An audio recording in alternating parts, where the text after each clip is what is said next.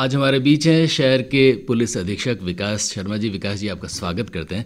विकास जी, आपने जब ज्वाइन किया तो विकट परिस्थितियां थी और पुलिस के लिए चैलेंजेस भी होते हैं। तो पहले तो ये बताएं कि उन परिस्थितियों से डील करना और उसके बाद सब कुछ सामान्य हो जाए, उस स्थिति तक पहुंचना, ये कितना चैलेंजिंग था और ये काम आपने कैसे किया? उदयपुर के समस्त श्रोताओं को मेरा नमस्कार और आप सबको मेरा नमस्कार। ये एक सतत प्रक्रिया है वैसे, और चैलेंजेस पुलिस जॉब में आते रहते हैं, लेकिन ये जो घटना हुई थी उदयपुर में, ये अपने आप में एक बहुत ही निंदनीय और बहुत ही शोभनीय घटना थी, जिसके कारण पूरा समाज, चाहे वो कोई भी वर्ग हो, इवन मुस्लिम्स में भी इसके कारण उद्विग्नता थी। तो एक बहुत बड़ा चैलेंज है, अभी भी है, जो हमारे सामने, कि शांति व्यवस्था को बनाए रखना है, और इसके लिए हर संभव प्रयास हमारे द्वारा किए जा रहे हैं और किए भी गए हैं। सीनियर अधिकारियों ने यहाँ कैंप किया है, जो इस घटना में इन्वॉल्व थे उनको NIA और स्टेट पुलिस की मदद से पकड़ा गया है, और इसके अलावा भी जो लोग इस दहशतगर्दी को फैलाने का काम कर रहे थे उनके खिलाफ भी कार्रवाई की गई है। इसके साथ साथ पुलिस की प्रेजेंस को और लोगों में ट्रस्ट को बढ़ाने के लिए हमने काम किया है, जिसमें बहुत सारे लोगों के साथ हमने मीटिंग्स की हैं, स्ट्रीट मीटिंग्स की हैं, मोहल्ला मीटिंग्स की हैं, जो आगे भी जारी रहेगी। और जब तक एक कॉन्फिडेंस, ट्रस्ट वापस लोगों के बीच में नहीं होगा, तब तक ये सारी व्यवस्था यूं ही रेगुलरली चालू रहेगी। पर्यटन के लिए शहर जाना जाता है, यूँ कहें कि पर्यटन इस शहर की रीढ़ की हड्डी है, तो कोई अतिशयोक्ति नहीं होगी। और ऐसे हादसों का इन चीज़ों पर फ़र्क पड़ता है, यानी व्यक्ति जो सेफ्टी चाहता है, खुशी चाहता है, उसे कहीं ना कहीं भय लगता है। ये पर्यटकों का जो एक आस्था है उदयपुर शहर में, वो वापस रिस्टोर हो, इसके लिए अतिरिक्त रूप से आप क्या कर रहे हैं? देखिए, बहुत ज़रूरी है कि बाहर से आने वाले व्यक्ति को ये विश्वास हो कि यहाँ पे मैं सेफ़ हूँ और मैं अपनी छुट्टी या अपना जो भी कार्य करने में आया हूँ उसको मैं ढंग से कर पाऊँ। तो इसके लिए मैं सबसे पहले तो उदयपुर के तमाम निवासियों का धन्यवाद करता हूं कि उन्होंने हमारा बहुत सहयोग किया है, और उनके कारण ही आज हम इस स्थिति में हैं जी, कि महीने भर बाद भी हम टूरिस्ट का इन्फ्लो देख रहे हैं। जो पिछले वीकेंड को और इस दौरान छुट्टियां जो थी, उस पर जो टूरिस्ट का इन्फ्लो है वो थोड़ा सा बढ़ा है, और उम्मीद है यही कायम भी रहेगा। इसके लिए जो पब्लिक जहाँ पे ज़्यादा आती है, उन पॉइंट्स पे हम लोग नॉर्मली पिकेट्स और मोबाइल गश्त रखते हैं, और इसके साथ साथ पर्यटन थाना भी यहाँ पे खुला है, जहाँ पे उसको एक्टिवेट हमने किया है। और इस तरह यदि कोई पर्यटकों के साथ कोई दुर्व्यवहार करता है तो उनके खिलाफ हम कार्रवाई कर रहे हैं। विकास जी, पर्यटकों की एक शिकायत होती है, ख़ास तौर पर गुजरात से आने वाले पर्यटकों की, कि जब भी वो शहर में कहीं से एंटर होते हैं तो पुलिस नाकाबंदी के बहाने उन्हें रोकती है और कागजात पूछने के बहाने पैसे खाते हैं। तो ये शिकायतें बहुत आम हैं और होती ही रहती हैं। बताएं कि ये ना हो, इसके लिए क्या कुछ करना है? देखिए, पुलिस बेड़ा, उसमें एक बहुत सारे ह्यूमन बीइंग से डील करना पड़ता है, तो उसमें कुछ 5-7% ऐसे लोग हो सकते हैं जिनके कारण ऐसी समस्याएं आती हैं, लेकिन ये जनरलाइज्ड नहीं है। हर जगह कुछ ऐसे लोग होते हैं जो उस विभाग की या उस समाज की जो व्यवस्थाएं हैं उसमें कहीं ना कहीं बाधा उत्पन्न करते हैं। ऐसे लोगों को चिन्हित करके हम उनके खिलाफ निरंतर कार्रवाई करते रहते हैं, और अभी हमने डायरेक्शंस भी दिए गए हैं कि ऐसे बाहर के जो पर्यटक आ रहे हैं, जब तक वो कोई क्राइम नहीं कर रहे हैं या जब तक कोई ऐसी घटना नहीं कर रहे हैं जो समाज विरोधी है, तब तक उनको ना रोका जाए। और इसकी हम पालना करने के लिए अपने अधिकारियों को नियमित और आकस्मिक चेकिंग पे भी भेजते रहते हैं। विकास जी, पुलिस की छवि, दरअसल जब कोविड-19 का पैंडेमिक आया तो पहली बार कुछ समय के लिए, 1.5 साल तक, पुलिस की छवि में सच में बहुत इजाफा हुआ। यानी आम व्यक्ति भी पुलिस का सम्मान करने लगा, यानी पुलिस की वर्दी के प्रति भी सम्मान पैदा हुआ कि व्यक्ति, जब हम घर बैठे हैं तब भी हमारी रक्षा के लिए बाहर बैठे हैं। और लेकिन धीरे धीरे ये जो उदयपुर का हादसा है और कुछ और हादसे, और ख़ास तौर पर करप्शन के एलिगेशंस पुलिस पर लगते ही हैं, इनसे थोड़ी सी छवि धूमिल हुई है।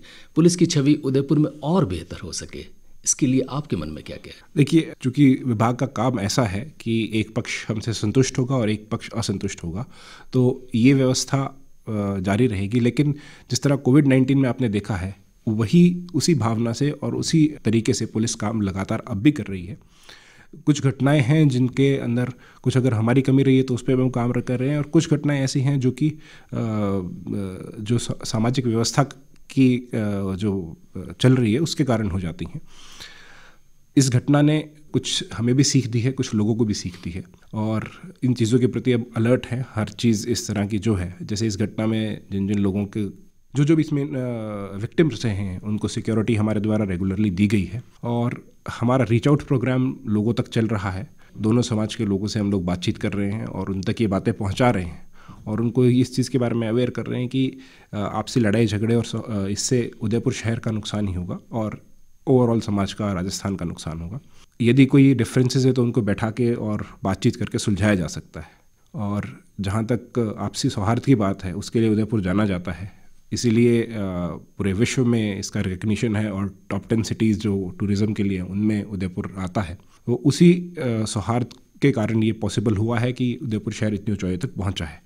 तो उसी को हमें मेंटेन करना है और उसमें उदयपुर के हर बाशिंदे की, यदि हम प्रशासनिक स्तर पे हैं तो हमारी, और जो यहाँ रहने वाले सभी लोग हैं, चाहे वो किसी भी धर्म समाज के हों, उन सब की जिम्मेदारी साथ साथ है और हम सब मिलके ही इस पे काम कर सकते हैं। पावर या ताकत, बहुत सारे लोगों को इसकी ज़रूरत होती है और वे पाते भी हैं, और ये माना जाता है कि पावर और ताकत का जो शिखर है पुलिस है। और ये भी समाज में एक सोच है कि जहाँ पावर और ताकत होता है तो अधिकतर उसका मिसयूज़ होता है। ये एलिगेशन पुलिस पर भी लगता है। तो पावर या ताकत का इस्तेमाल भलाई के लिए हो, गरीब आदमी के लिए हो, इसके लिए क्या कुछ और किया जा सकता है? आपने बहुत अच्छी बात कही है कि पावर और ताकत जब भी फल देती है जब वो किसी की भलाई के लिए इस्तेमाल हो, अदरवाइज़ उसको एक ऐसे सोर्स के रूप में मान लिया जाता है जिसको तिरस्कार ही किया जाना चाहिए। जहाँ सुनवाई की बात है, जैसे राज्य सरकार ने भी एक बहुत अच्छी व्यवस्था लागू की है कि फ्री FIR रजिस्ट्रेशन हो, स्वागत कक्ष बने, तो वो व्यवस्था और उससे जुड़ी हुई जो भी हमारे बिहेवियरल एस्पेक्ट है, उस पर हम ट्रेनिंग के एस्पेक्ट से, प्रोसीजर के एस्पेक्ट से काम कर रहे हैं। और हमारी तरफ से ये रहता है कि सभी लोगों की सुनवाई हो। जो व्यक्ति पुलिस के पास मदद के लिए आए तो उसकी जो कानूनी कार्रवाई जो हो सकती है, जो उसके अलावा इंसानियत के तौर पे जो कार्रवाई हो सकती है, वो उसकी मदद के लिए की जाए। तो सभी लोगों को ट्रेन करना, सभी को इस बारे में अवेयर करना और निरंतर इसके फीडबैक लेते रहना अपने स्टाफ से भी और पब्लिक से भी, ये कुछ व्यवस्थाएं हमने लागू की हैं। करप्शन का आज के समाज में स्थान नहीं है। उसमें आदमी अपने आप को उद्वेलित फील करता है कि जेन्युइन चीज़ के लिए उसको पैसे देने पड़ रहे हैं। और इसके लिए हमारा एंटी करप्शन विभाग भी बहुत एक्टिव है और उन्होंने पिछले 2-3 साल में बहुत अच्छी कार्रवाइयाँ की हैं। इसमें कोई भी और लोग इन्वॉल्व आएंगे और हमारे तक उनकी चीज़ें पहुंचती हैं, वेरीफाई होती हैं, तो उन पे ज़रूर कार्रवाई होगी। आरोप कई बार झूठे सच्चे भी लगाए जाते हैं, तो ये बहुत ज़रूरी है कि हर एक चीज़ को वेरीफाई करके उसकी सच्चाई तक पहुँच के ही कार्रवाई की जाए, तो वो अप्रोच ज़रूर रहेगा। पुलिस का काम बहुत कुछ बदला है, तकनीक की वजह से बदला है।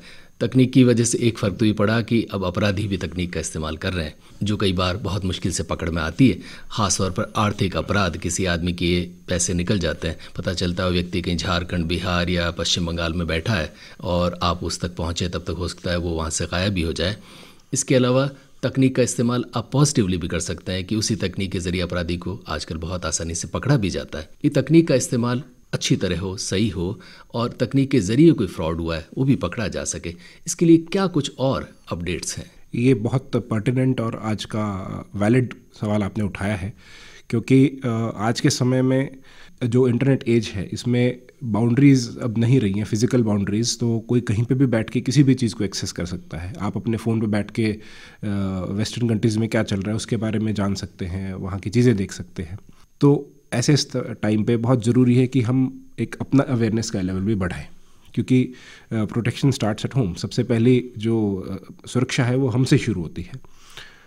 जनरली ऐसे जो फ्रॉड्स देखे गए हैं उसमें आपके OTP का इस्तेमाल होना, आपके पिन्स का इस्तेमाल होना, या कहीं आपके जो पर्सनल डिटेल्स हैं उनको आप यदि किसी को बता देते हैं तो उसके कारण, जैसे आधार कार्ड को आपने बता दिया या बैंक अकाउंट नंबर से जुड़े हुए मोबाइल नंबर को बता दिया या OTP को बता दिया, तो उसके कारण से साइबर फ्रॉड्स जो है वो आपकी इस बैंक अकाउंट को या आपके कोई और क्रेडिट अकाउंट्स वगैरह हैं उनसे इन चीज़ों को ले लेते हैं। तो सबसे पहले ज़रूरी है, और आपके मार्फत सभी श्रोताओं से मेरा ये निवेदन रहेगा कि ऐसे कोई भी चीज़ आपसे पूछी जाए कि आपके बैंक से वो कोई फ़ोन कर रहा है या आपके फ़ोन को अपडेट करना है या किसी तरह की भी ऐसी चीज़ जिसके लिए फ़िज़िकली आपको मौजूद रहना चाहिए, उन चीज़ों को कभी भी आप डाइवल्ज ना करें। अपनी पर्सनल डिटेल्स को बिल्कुल भी नहीं करें। बैंक्स आपको कभी भी किसी भी चीज़ के लिए फ़ोन नहीं करेंगे, ना ही आपकी जो फ़ोन प्रदाता कंपनियां हैं वो आपको इस चीज़ के लिए कभी फ़ोन करेंगी, या कोई भी और आदमी, सरकारी विभाग फ़ोन पे आपसे आपकी कोई भी गोपनीय सूचना या व्यक्तिगत सूचना नहीं प्राप्त करेगा। तो बिल्कुल ध्यान रखें, यदि आपको कोई इस बात के लिए कहता है तो समझ जाएंगे वह फ्रॉडस्टर है और वो कोई ना कोई आपको प्रलोभन देके आपके पैसे खींचना चाह रहा है आपके बैंक अकाउंट से। इसमें कई बार वो आपको ऐसे भी देते हैं कि हम आपको ये स्कीम का, लुभावनी स्कीम्स का लालच देके भी आपको जो फंसाने की कोशिश करते हैं। तो इनसे बचा जाए, और यदि फिर भी कोई हो गई है तो तुरंत 155260 एक हेल्पलाइन चालू हुई है, उस पर फ़ोन किया जाए। साहब इस नंबर को एक बार दोबारा दोहराइए। 155260, इस पे हेल्पलाइन पे तुरंत फ़ोन किया जाए और वहाँ पे अपनी ग्रीवेंस को नोट करवा के उसको रुकवाया जा सकता है पैसे को, और काफ़ी केसेस में रिकवरी हुई भी है। फिर भी अगर कोई घटना हो जाती है तो आप पुलिस के पास आइए। चूँकि चैलेंजिंग टाइम ज़रूर है, आपने पश्चिम बंगाल, उत्तराखंड, झारखंड और इन जगहों का नाम लिया है, साथ साथ इसमें बाहर के कंट्री से भी बहुत इस तरह के फ्रॉड्स हुए हैं। जैसे अभी एक रिसेंटली फ्रॉड मेरे सामने आया था जिसमें नाइजीरिया से बैठ के फ्रॉड हुआ है। तो वो चैलेंजेस ज़रूर हैं जिसमें कई बार हम उस व्यक्ति तक नहीं पहुंच पाते हैं जिसने एक्चुअली फ्रॉड किया है, क्योंकि वो देश से भी बाहर है, जुरिडिक्शन से भी बाहर है, या कई बार फेक आईडीज़ और उनके बेसिस पे वो लोग लेते हैं। इन चीज़ों पे हम काम कर रहे हैं, और इसका सबसे, चूँकि मैग्नीट्यूड इतना है कि कोई भी कहीं पे बैठ के इसको एक्सेस कर सकता है, तो सबसे पहली प्रोटेक्शन तो यदि हम खुद इसके प्रति अवेयर रहेंगे, सजग रहेंगे, तो वो बेटर रहेगा। पुलिस सिंह, लाठी लेकर एक पुलिस वाला कहीं खड़ा है, और अब ये हो गया कि एक अपराधी कहाँ से क्या अपराध कर रहा है अपनी तकनीक के ज़रिए, ये बिल्कुल दोनों अलग चीज़ें हो गई। पुलिस भी अपडेट रहे और तकनीक के साथ साथ तकनीक का इस ढंग से इस्तेमाल कर सके, इसके लिए क्या कुछ कर रहे हैं? देखिए, डेफिनेटली समय के साथ हर एक विभाग को इवॉल्व होना चाहिए, और पुलिस विभाग भी इवॉल्व हुआ है। पहले जैसे साइबर सेल्स या इस टाइप की व्यवस्थाएं नहीं होती थी, जो अभी पुलिस विभाग में बनी हैं। नए नए सॉफ्टवेयर्स परचेज़ किए जा रहे हैं, सेंट्रल लेवल पे भी और कुछ कुछ जिला लेवल पे भी। तो आगे समय तकनीक का इस्तेमाल कैसे पुलिसिंग को बेहतर करे उसमें ज़रूर होगा। इसमें एक बहुत बड़ा रोल जो आज प्ले कर रही हैं वो हमारे CCTV कैमरास हैं, जो अभय कमांड सेंटर के मार्फत लगे हैं, DOIT के मार्फत। इसके अलावा प्राइवेट CCTV कैमरास भी बहुत इसमें बड़ा रोल प्ले करते हैं। और अभी हम जब, यानी किसी ने घर में CCTV लगाया तो हो सकता है अपराध हो, तो उससे वो भी पकड़ में मदद करता है। डेफिनेटली बहुत हेल्प मिलती है। आजकल क्राइम को डिटेक्ट करने में बहुत बड़ा रोल CCTV कैमरास के द्वारा प्ले किया जाता है। और हम लोगों से अपील भी कर रहे हैं मीटिंग्स के मार्फत कि वो सार्वजनिक स्थलों पर, जैसे मार्केट एसोसिएशन है वो अपने एक मार्केट के अंदर लगवा सकती है, ग्राम पंचायत है वो अपने गांव के बीच में लगा सकती है, जो धार्मिक स्थल है वहाँ पे जो ट्रस्ट या वहाँ का जो कलेक्शन चंदा इकट्ठा हुआ है उससे उसको लगाया जा सकता है, ताकि उस जगह की सिक्योरिटी सेफ्टी हो। ये आज के टाइम की बड़ी रिक्वायरमेंट है, और आपके मार्फत मेरी सभी से अपील है ये कि आप ये ना सोचें कि ये मेरा काम है या ये हम सबका काम है। और सरकार भी अपने लेवल पे प्रयास कर रही है, और हर जगह कैमरे की कवरेज होने से इस चीज़ के ऊपर सिर्फ क्राइम पे नहीं, आम व्यवहार पे, गंदगी पे, बहुत सारी चीज़ों पे कंट्रोल किया जा सकता है। तो सभी मार्केट एसोसिएशन, ये सुनने वाले श्रोता जो भी दानदाता हैं, उन सब से यही रिक्वेस्ट है कि सार्वजनिक स्थानों पे, धार्मिक स्थलों पे ज़रूर कैमरे का कवरेज करवाएं। पुलिस से बहुत सारे लोगों को शिकायतें रहती हैं, लेकिन पुलिस की अपनी भी शिकायतें होती हैं। ख़ास तौर पर जब कोई हादसा होता है तब ये चीज़ें उभर कर आती हैं कि ये ऐसा हो सकता था, ऐसा हो सकता थी, ये कमियां रह गई। लेकिन देखा जाए तो मैन पावर और थानों की भी लिमिटेशंस हैं। यानी एक थाना अपने इलाके के इतने लाखों लोगों की सर्वेलेंस नहीं कर सकता कि कौन व्यक्ति क्या कुछ कर रहा है। तमाम जो हादसे एक सबक तो देते हैं, लेकिन ये सर्वेलेंस और इंटेलिजेंस, इसके लिए थाने के पास बहुत सीमित संसाधन है। तो इसका व्यापक विस्तार कैसे हो सके और एक फूल प्रूफ माहौल कैसे बना सके? देखिए, ये चैलेंज हमेशा रहेगा कि जो आपके पास उपलब्ध संसाधन है और जो कार्य की एक्सपेक्टेशन है उसके बीच में हमेशा गैप रहता है। जैसे टेक्नोलॉजी की हेल्प से उस गैप को भरने की कोशिश की गई है। CCTN से एक प्रोजेक्ट लाया गया है जिसके मार्फत पुलिस की वर्किंग को फास्ट बनाया गया है। लेकिन पुलिस के साथ जुडिशरी, मीडिया, पॉलिटिशियन सभी लोग जुड़े रहते हैं, आमजन जुड़े रहते हैं। तो चैलेंजेस हमेशा अलग अलग फॉर्म में इवॉल्व होते रहेंगे, और ये जो गैप है इसको भरने की अलग अलग तरीके से कोशिशें ट्रेनिंग के मार्फत या स्टाफ के रिक्रूटमेंट के मार्फत नफरी को बढ़ा के की जाती है। थानों पे इंटेलिजेंस कलेक्शन के लिए ऑफिसर्स अभी अपॉइंट किए गए हैं 2014 के बाद से, और वहाँ से इंटेलिजेंस कलेक्शन होती है। और बहुत सारी ऐसी चीज़ें चूँकि पर्दे के पीछे चलती रहती हैं तो हमारी समझ में या हमारे जानकारी में भी नहीं आती है। तो वो एक गैप जो है वो तो चूँकि व्यवस्था का पार्ट है, उसको हम इसी तरह से जैसे सीसीटीवी की हेल्प से या कंप्यूटराइजेशन की हेल्प से और अवेयरनेस की हेल्प से इसी से भर सकते हैं। उदयपुर में हुए इस जघन्य हत्याकांड की तो हम निंदा करते हैं, सब करते हैं, लेकिन इस हत्याकांड ने हमें बहुत सारे सबक दिए हैं। क्या कुछ सबक पुलिस ने इससे सीखे ताकि भविष्य में ऐसे हादसे न हो पाएं और शहर में सुरक्षा का माहौल बना रहे? देखिए, जो कुछ सोशल मीडिया है उसके कारण भी कुछ घटनाएं होती हैं। ये जो घटना रही है पर्टिकुलर, इसकी यदि बात करेंगे तो ये कुछ सिरफिरे लोगों का काम है और ऐसे लोगों की सभी को भर्त्सना करनी है और की गई है। इन लोगों को इनके अंजाम तक तुरंत पहुंचाया जाए, उसके लिए एनआईए भी पूरा काम कर रही है और पुलिस विभाग उनको पूरा सपोर्ट कर रहा है और ऐसा काम करने वालों को हम चिन्हित कर रहे हैं।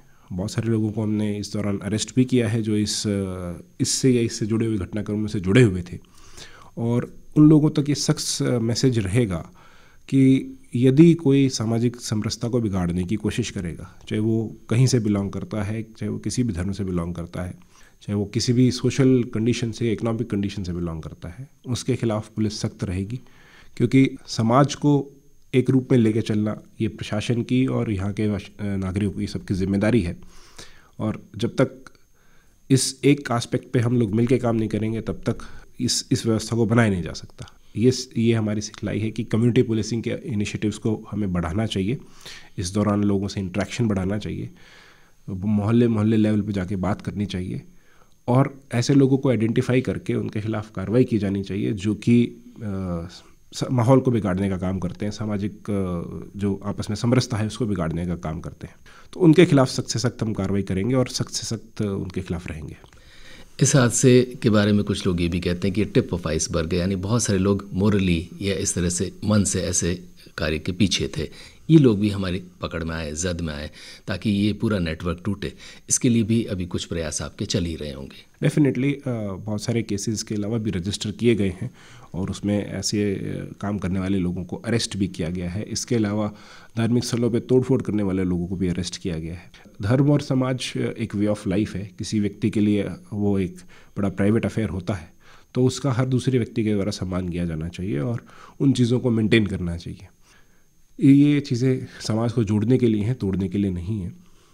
जहाँ तक ऐसे लोगों का सवाल है जो इनको इस चीज़ के लिए इस्तेमाल करते हैं ताकि वो समाज में वैमनस्यता पैदा कर सकें या जो जुड़ाव को ख़राब करते हैं, तो उन लोगों को बिल्कुल सख्त सख्त कार्रवाई हो और इसी लाइन्स पे हम काम कर भी रहे हैं और आगे भी करते रहेंगे। विकास जी, बहुसंख्यक समाज के मन में इस हादसे के बाद से एक भय है कि पुलिस उनके साथ नहीं है। एक तो ये, और दूसरा ये कि जो पुलिस को सुरक्षा दी जानी चाहिए थी वो नहीं दे पाई। इन दोनों चीज़ों को लेकर आप उदयपुर के लोगों को क्या एश्योरेंस देंगे? देखिए, जो पहले हुआ उसके बारे में चूँकि मैं यहाँ पे नहीं था तो मैं बहुत रिलायबली कमेंट नहीं कर सकता, लेकिन हमारी तरफ से पूरा ये पहले भी मैं मानता हूँ कि पुलिस का प्रयास पूरा रहा होगा और अब भी रहेगा कि आमजन सिक्योर रहे। ऐसी घटनाएं या ऐसे सोच रखने वाले लोगों को चिन्हित करके उनके खिलाफ कार्रवाई की जाए, की भी जा रही है और आगे भी जारी रहे। क्योंकि ये एवोल्यूशन का पार्ट है, ये घटनाएं हमें कुछ ना कुछ सिखाती हैं, तो उस सीख को लेके हम लोग आगे बढ़ें, आपस में मिलजुल के एक दूसरे का साथ दे के चलें। और ये भी ज़रूरी है कि हम लोग भी उस व्यवस्था के अंदर सहयोग करें अपना, जो आप हमारे लिसनर्स हैं, क्योंकि कोई भी समाज या कोई भी पुलिस वर्किंग बिना लोगों के सपोर्ट के नहीं चल सकती। हमें सूचनाएं भी लोगों से मिलती हैं, हमें जो आगे कार्रवाई में मदद भी लोगों से मिलती है, क्योंकि हम अपने लेवल पे नहीं सोच सकते खुद से कि कहाँ पे क्या क्राइम हो रहा होगा। वो सूचनाओं को डेवलप करके ही हम लोग कर सकते हैं और वो सूचनाएं लोगों की तरफ से ही आती हैं। तो बहुत ज़रूरी है कि लोगों का पार्टिसिपेशन हमारे साथ रहे, तभी हम आगे बढ़ पाएंगे। विकास जी, आपसे ये बातचीत उदयपुर के लोगों में एक भरोसा तो पैदा करती है, लेकिन फिर भी जाते जाते अपनी तरफ से उनकी सुरक्षा का जिम्मा लेते हुए उन्हें क्या सलाह देंगे, क्या सजेशंस देंगे, उन्हें क्या कहेंगे? जैसे मैंने पहले कहा कि कोई भी व्यवस्था जो उस व्यवस्था को जिनके लिए वो है उनके सहयोग के बिना नहीं चल सकती। तो पुलिस की व्यवस्था आप सबके सहयोग के बिना नहीं चल सकती है। आप सब हमें जिस भी फॉर्म में आप सहयोग कर सकते हैं। यदि जैसे मैंने पहले कहा था कि सीसीटीवी कैमरे लगाने में आप हमें सहयोग कर सकते हैं, आप हमें इंफॉर्मेशन नेटवर्क्स स्ट्रेंथन करने में सहयोग कर सकते हैं। आपके सहयोग के बिना हम लोग काम नहीं कर सकते। आप हमें पूरा सहयोग कीजिए, हम आपके साथ 24 घंटे खड़े हैं और ये इंश्योर करेंगे कि हमारी नॉलेज में आने के बाद उस कार्रवाई को पूरी तरीके से कानूनी रूप से उसको अंतिम अंजाम तक पहुंचाया जाए। विकास शर्मा जी, एक क्राइम फ्री, सुंदर और खूबसूरत उदयपुर हो, ये सपना आपका भी है, हमारा भी। आप आए, आपका हृदय से आभार। सबका बहुत बहुत धन्यवाद और आप सबका मैं बहुत आभार व्यक्त करता हूं कि आपने मुझे मौका दिया इन बातों को कहने का, और इस मार्फत जो कुछ सोच पुलिस विभाग की है वो सब तक पहुंच पाई। और मैं यही उम्मीद करूंगा कि ये सपोर्ट और कोऑर्डिनेशन आपसे भी और सभी श्रोताओं से भी मिलता रहे। बहुत बहुत धन्यवाद उदयपुर वासियों का। जय हिंद।